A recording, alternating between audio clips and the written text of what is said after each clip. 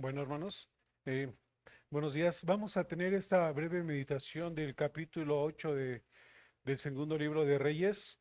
Eh, Como podemos observar, hermanos, este capítulo contiene cuatro historias de sumo interés. Y, hermanos, este capítulo lo podemos fraccionar en dos partes para nuestra meditación. La primera prácticamente va del versículo 1 al versículo 15, donde vemos dos historias independientes, pero en ambas historias se resalta claramente la soberanía de Dios, en el que Dios tiene el control absoluto sobre todas y cada uno de los acontecimientos que suceden en este mundo, hermanos, incluyendo los pensamientos del hombre, como en esta primera parte, en la segunda historia que habla de Asael, que iba a ser rey de Siria. Hermanos, este hombre, Asael, más adelante sería un instrumento en las manos del Señor para cercenar a Israel. Con este hombre Dios lo levanta, como nos enseña aquí, ¿no? Él quita reyes y pone reyes. Y en ese momento Ben-Hadad iba a morir, mas sin embargo Asael iba a tomar el reino para cumplir los propósitos del Señor. Y este hombre sería un instrumento más adelante para someter a Israel, para ponerlo bajo disciplina, hermanos. Hermanos, en esta historia hay tres revelaciones claramente que se van cumpliendo a medida, y una de ellas es la muerte del rey Ben-Hadad. La segunda es que Asael iba a ser rey de Siria, y la tercera, hermanos, es que al momento que Eliseo se le quedó viendo a Asael en su rostro, a tal punto que él se ruborizó. En ese momento es como si Eliseo estuviera escaneando el corazón, la mente de lo que había en este hombre. Dios le reveló todas las atrocidades que este hombre iba a hacer al pueblo de Israel, hermanos. Y más, sin embargo, él reacciona: ¿quién es este perro para que yo haga esto, no? Sin embargo, él lo que estaba haciendo es que jamás pudiera entender lo que habría dentro de su corazón, hermanos. Y es algo que a veces nosotros podemos aprender. ¿Hasta dónde podemos ser capaces de hacer algo, hermanos? Es como Pedro, ¿no? Cuando Pedro en un momento, nuestro Señor Jesús, cuando iba a ser detenido o arrestado, él les decía a sus discípulos: esta noche todos se escandalizarán. ¿Qué Pedro lo que dijo? Dice: Señor, yo no lo haré, yo no te abandonaré. Es más, incluso estaré contigo no solo hasta la cárcel, sino hasta la muerte. Y más adelante termina eh, a- a- negándolo, hermanos. Eso es lo que nos damos cuenta, que el Señor conoce las intenciones de nuestro corazón, que a veces nosotros mismos no nos conocemos, hermano. Nuestro corazón es engañoso y es perverso. Hermanos, ahí en ese momento Eliseo estaba conociendo las intenciones y las motivaciones del corazón de Asael, hermanos, solamente para no dejar pasar por alto esto, y este hombre sería un instrumento para cercenar al pueblo de Israel. Hermanos, y en la segunda parte que podemos fraccionar este capítulo, hermanos, el escritor de Reyes retoma nuevamente la historia de los reyes de Judá, después de haberse detenido por un momento en Primera de Reyes capítulo 22, versículo 50, donde se narró la muerte de Josafat, el padre de Joram, y el inicio del reinado de Joram. Y en ese capítulo, hermanos, se retoma nuevamente la historia del reinado de Joram, de los reyes de Judá, hermanos. Hermanos, yo quiero tomar únicamente dos historias para nuestra meditación, hermanos. Lo de Asael era solamente para no pasarlo por alto, hermanos, pero yo quiero que tomemos dos historias. Y la primera, hermanos, es precisamente el inicio del capítulo que habla de la mujer sunamita, que va de los versículos 1 al versículo 6. Y en esta historia, hermanos, vemos una historia de misericordia que, según muchos comentaristas, esta historia no va en un orden cronológico conforme a la historia, hermanos, pero sí se considera este tipo de historias entrelazadas donde el Señor utiliza para animar a su pueblo, para animar a su iglesia, hermanos. Y esas son historias interesantes que dejan relatos que ayudan mucho para la fe de su pueblo. Hermanos, recordemos que la tsunamita y su esposo eran personas piadosas y temerosas de Dios. Esta mujer mostró mucha atención y generosidad con Eliseo, dándole techo y alimento, por lo que Eliseo quiso compensar a esta mujer orando a Dios para que el Señor le bendijera con un hijo. Este hijo sería otorgado por una milagrosa promesa en recompensa al fiel servicio de la mujer sunamita. Sin embargo, el niño moriría más tarde sobre las rodillas de su madre. Pero como esta mujer era una mujer de fe, al momento que se da cuenta que su hijo muere, ella lo que hace es inmediatamente buscar a Eliseo y buscar la resurrección de su hijo y no su funeral. Eliseo desciende para ver al hijo, clama a Dios por la vida del niño y Dios le contesta devolviéndole la vida al niño. Y este evento, hermanos, marcaría el rumbo de la vida de la mujer sunamita. Y hermanos, y esta historia que vemos hoy es parte de ese propósito que traía grandes beneficios a su vida. Hermanos, si ustedes se percatan en esta historia, no menciona a la mujer como la mujer sunamita. ¿Se dan cuenta? Lo podemos identificar por el título, pero como decía nuestro hermano Roberto, no son títulos inspirados. Lo podemos identificar por el título, pero no se nombra a la mujer sunamita como en las historias anteriores donde se hablaba de esta mujer, sino ahora la forma de identificar a la mujer. Se le menciona aquí dos veces, tanto el versículo 1 como el versículo 5, se le nombra a la mujer como la mujer cuyo hijo había hecho vivir. Esa era una forma de identificar a la mujer, esa mujer cuyo hijo había hecho vivir, y esta era la forma de identificarla. Hermanos, en esta historia, como leímos, Eliseo le advierte a la mujer de la hambruna que vendría sobre el país y le dijo que se fuera a otro lugar para salvaguardar su vida y la de su casa. Pasando los 7 años de hambruna, ella regresa y se da cuenta que había perdido tanto su casa como sus tierras, por lo que se dirige al rey para suplicar que le regrese su heredad, ya que este era su sustento. Imaginen, hermanos, se fue de su tierra para salvaguardar su integridad y de su familia por la hambruna que venía. Y cuando regresa ahora se da cuenta que no tiene nada, que se le han quitado la fuente de su sustento. Entonces, ¿a qué estaría destinada esta mujer en su vida? Mientras tanto, en ese momento se nos relata esta historia que el rey rogaba a Giezi, el ayudante de Eliseo, que le contara todas las maravillas que Eliseo había hecho. Y hermanos, y en el momento preciso en el que Giezi le contaba al rey cómo Eliseo había hecho vivir a un muerto de forma casual, por la mano providencial y soberana de Dios que orquesta todas las cosas, en ese momento llega la mujer con el hijo que había muerto y que Dios por medio de Elías había resucitado.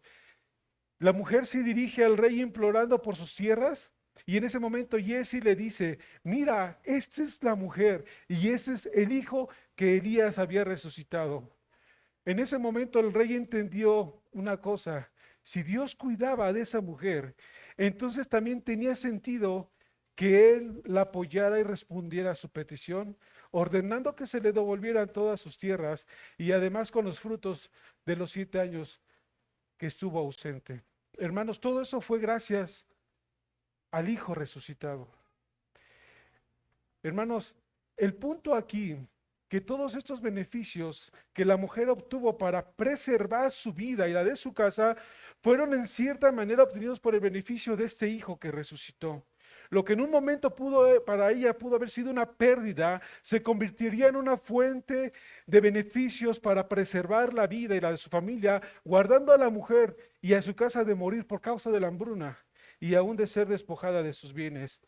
Y ahora también por ese vínculo pudiera tener acceso al rey a implorar su favor. Y es gracias al testimonio del niño resucitado que el rey respondió favorablemente a la petición de la mujer, regresándole sus vidas para preservar la vida y su vida y la de su familia. Hermanos, esta historia es algo muy similar a lo que pasó con José. Hermanos, como en un sentido también José murió para Jacob, o así se lo hicieron creer sus hermanos, y que duró muchos años él pensando que su hijo había muerto y que también en esa situación vino una hambruna por 7 años sobre la tierra de Canaán. Y hermanos, y al enterarse Jacob que su hijo vivía, esto lo escribe la escritura así: su espíritu revivió.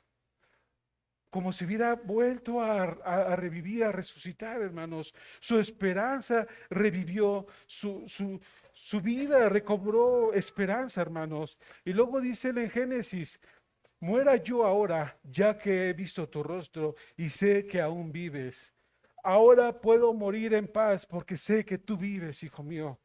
Hermanos, era el propósito de la humillación de José esta, hermanos, que Dios envió delante de vosotros a José para preservar la posteridad sobre la tierra y para darles vida en medio de gran liberación.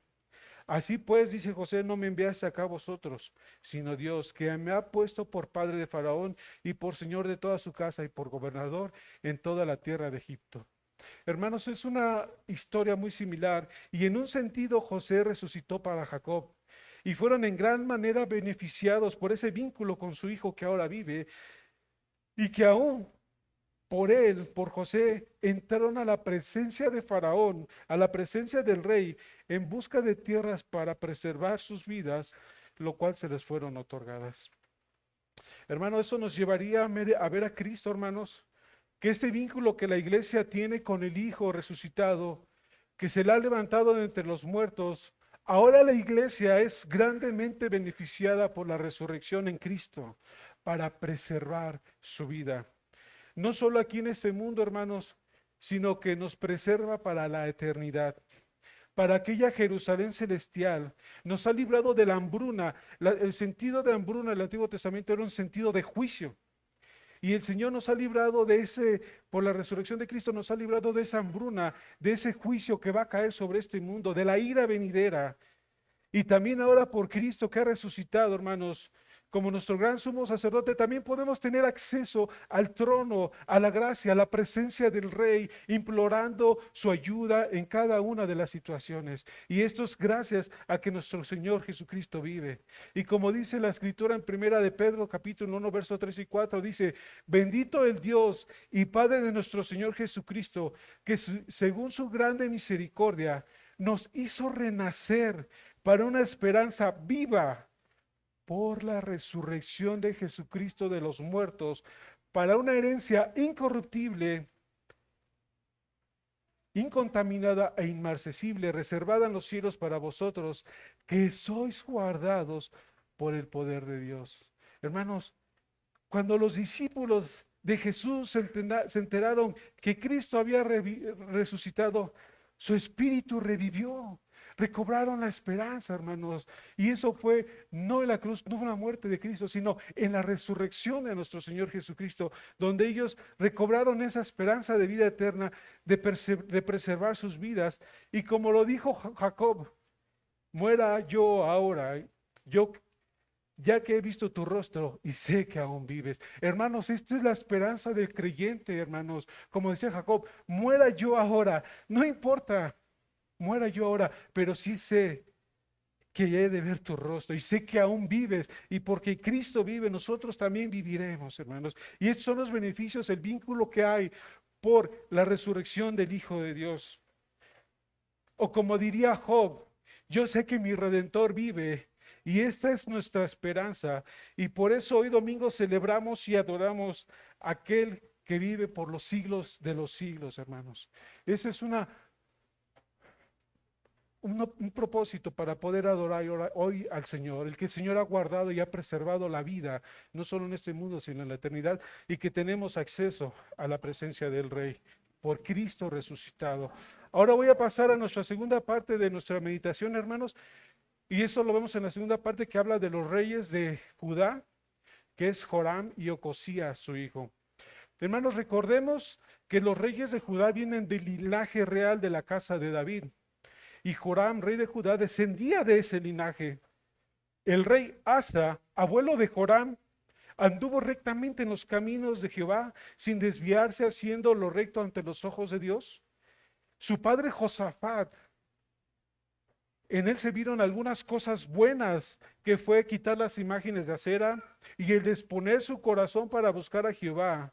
Pero hermanos, una de las cosas más sobresalientes que hizo este rey fue liderear, fue dirigir a su pueblo en alabanza a Jehová como un acto de fe y gratitud antes de una gran batalla. donde esa batalla Dios intervino sobrenaturalmente, derrotando a sus enemigos sin que ellos levantaran una sola espada. Ese es puramente para entender lo importante y lo maravilloso que es la adoración al Señor. Que ahí hay victoria también, hermanos. Pero un error que hizo este hombre Josafat fue haber emparentado con la familia de Acab, rey de Israel. Hizo una alianza con Acab, el rey impío de Israel, al comprometer a Joram, su hijo, con Atalía, hija de Acab, y Jezabel, lo que traería severas repercusiones a Judá, poniéndolo en riesgo de ser destruido por el Señor. Mientras que el reino de Judá tuvo una mezcla de reyes temerosos de Dios y reyes perversos también, el reino de Israel, el reino del norte, solamente tuvo reyes perversos que rechazaron a Dios. Y es en esos caminos de los reyes de Israel donde Joram anduvo, en la idolatría, en ese sincretismo de culto a Baal. Joram haría pecar a Judá, lo que sería una fuerte calamidad y un declive espiritual para el pueblo de Judá. Hermanos, esto lo vemos en nuestro capítulo 8, versículo 18. Dice así: y anduvo en el camino de los reyes de Israel, como lo hizo la casa de Acab, porque una hija de Acab fue su mujer e hizo lo malo ante los ojos de Jehová. Hermanos, ¿cuál fue la causa aquí? ¿Cuál fue el problema? Una hija de Acab fue su mujer. Esta unión entre Joram y Atalía, la hija de Acab, del rey de Israel, fue de suma influencia negativa y perversa sobre Joram, lo que traía grandes repercusiones a su reinado, desviando su corazón a la idolatría. Joram seguramente pensó que esa alianza matrimonial con la hija de Acab y con el reino de Israel harían más fuerte a Judá, pero más sin embargo aquí en nuestro capítulo nos relata que lo hizo más débil, más bien, porque se separaron, se liberaron de su dominio tanto Edom como Libna, como se nos narra aquí, hermanos, y eso hizo que Judá fuera debilitándose más. Joram dejó los caminos de su padre, los reyes de Judá, y siguió los caminos de los reyes de Israel. Y una vez que Joram tomó fuerza, mataría a espada a todos sus hermanos, mucho mejor que él, y algunos de los príncipes de Israel. Perdón. Joram cometió estos asesinatos incitados por Atalía. Por eso el rey, el escritor de Reyes, acentúa implícitamente la poderosa influencia de esta mujer en los patrones malvados de conducta, tanto morales como espirituales. Hermanos, ¿qué se puede esperar de esta mujer? Hija de Jezabel, indudablemente malvada e idólatra. Este multihomicidio, más adelante Atalía lo va a replicar, al exterminar toda la descendencia de la casa de Judá, toda la ascendencia real de la casa de Judá, para ella usurpar el trono y ser ella la próxima reina. Atalía exterminaría toda la descendencia real de la casa de Judá, esto es a los descendientes de David, excepto uno, hermanos, a Joás, hijo de Ocosías, el cual Dios, por la mano de una mujer, lo resguardó. Además de esto, hermanos, Joram hizo lugares altos en los montes de Judá e hizo que los moradores de Jerusalén fornicasen tras ellos, y a ello impeló y forzó a Judá y lo extravió. Derivado de esto, hermanos, el juicio de Dios vendría sobre él, sobre su casa y sobre Judá. Jehová despertó contra Joram la ira de los filisteos y los árabes, y tomaron todos sus bienes de la casa del rey, sus hijos, sus mujeres, y solo quedaría Ocosías, su hijo menor. Más tarde, el Señor Dios lo heriría de una enfermedad muy dolorosa y penosa que duraría mucho tiempo, y esta enfermedad hizo que los intestinos se le salieran hasta el día de su muerte. En su muerte no fue con honra como los demás reyes, ni siquiera fue sepultado en las honradas tumbas de sus antecesores, los reyes de Judá. Y después de esto, hermanos, su hijo Ocosías tomaría el reino. Y hermanos, se sigue nuevamente el patrón haciendo lo malo. Ahora aquí hay una doble, ¿cómo decirlo así? Doble influencia. Este hombre Ocosías, su mamá Atalía, y emparenta nuevamente con la casa de Acab. Hermanos, este hombre subió al trono a la edad de 22 años y su reinado solamente duró un año nada más. Y hermanos, él estando ya dentro de la familia de Acab, el juicio que ya estaba por venir sobre esa familia, sobre la casa de Acab, pues nos hizo llegar y es ahí donde Ocosías también fue parte de ese juicio que recibió, hermanos. No obstante, a él lo sepultaron con los reyes de Judá en honor a su abuelo Josafat, quien de todo corazón buscó al Señor. Un versículo, hermanos, donde queremos resaltar es el versículo 19, dice, con todo eso Jehová no quiso destruir a Judá por amor a David su siervo, porque había prometido darle lámpara a él y a sus hijos perpetuamente. No obstante, con todo lo que se hizo ahí, hermanos, el Señor guardó su pacto con David, reservando la vida de Joás, el hijo de Ocosías, para conservar el linaje real de David. Hermanos, es interesante cómo todo esto ocurrió dentro del pueblo de Dios, dentro de Judá, Jerusalén, Israel. Hermanos, cuando yo estaba meditando en esto, hermanos, una historia donde ves tanta maldad, tanto pecado, tanto orgullo, tanto odio, tanta idolatría, hermanos, la respuesta era que prácticamente ellos no conocían a Dios. Y si no conocían a Dios, por lo tanto no conocían su santidad, porque su pueblo, su pecado nubló sus mentes y sus corazones. Hermanos, esto me recordó unas palabras de un pastor que decía, hay dos cosas que hace Dios ante el pecado, o lo destruye o se aleja de él. Esto nos debe de llevar, hermanos, a meditar también en la santidad de Dios y que Dios aborrece, Dios detesta el pecado y no tiene nada, ninguna comunión con él. Hermanos, Dios destruyó la casa de Acab por su pecado. Dios se apartó de ellos, se apartó de Israel, se apartaría de Judá. Dios destruyó también a Saúl y a su casa, hermanos. Dios destruye el pecado o se aparta de él. Hermanos, esa es una realidad de entender y poder comprender la santidad de Dios que no tiene ninguna comunión con el pecado. Hermanos, y esto nos debe también de llevar a mirar a nuestro Señor Jesucristo, hermanos. Cuando nuestro Señor Jesucristo tomó nuestro pecado, tomó nuestra maldad, llevándolo a la cruz, hermanos, el Señor molió a nuestro Señor Jesucristo por nuestros pecados, hermanos. La ira de Dios fue sobre de él. El Padre destruyó el pecado en la faz de Jesucristo, hermanos. Él murió. Él, él fue aplastado por el pecado de su pueblo, hermanos. Y es lo que vemos aquí. El Padre destruyó el pecado, pero también se apartó del Hijo. El Padre lo desamparó, hermanos. El Padre se apartó del Señor. Por eso nuestro Señor Jesucristo clamó en la cruz diciendo, Dios mío, ¿por qué me has desamparado? Hermanos, es una realidad entender la santidad de Dios.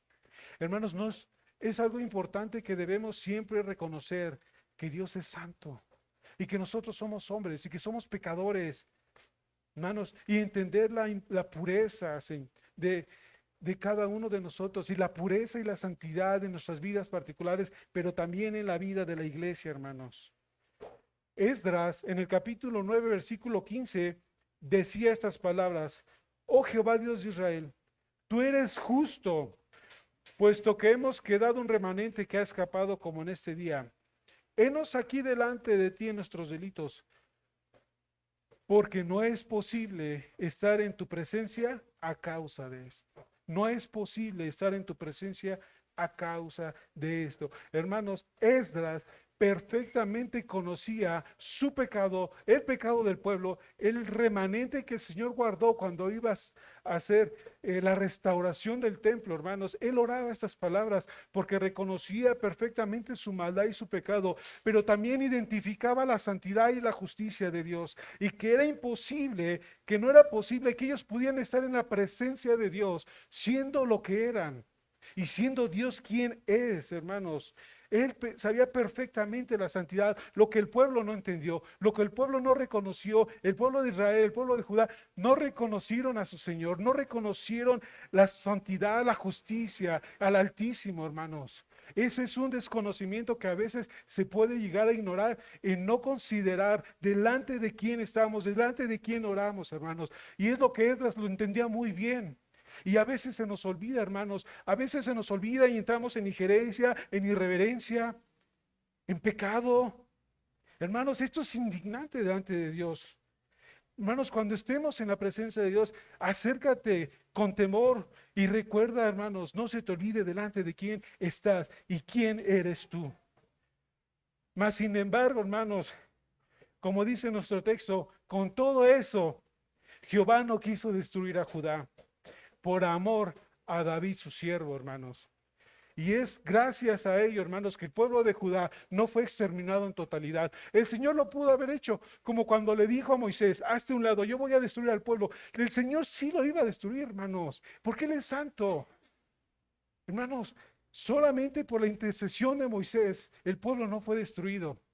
Hermanos, si nosotros que estamos en la presencia de Dios, que invocamos el nombre de Dios, solamente por una razón no somos destruidos, hermanos, y es solamente por Cristo nuestro mediador.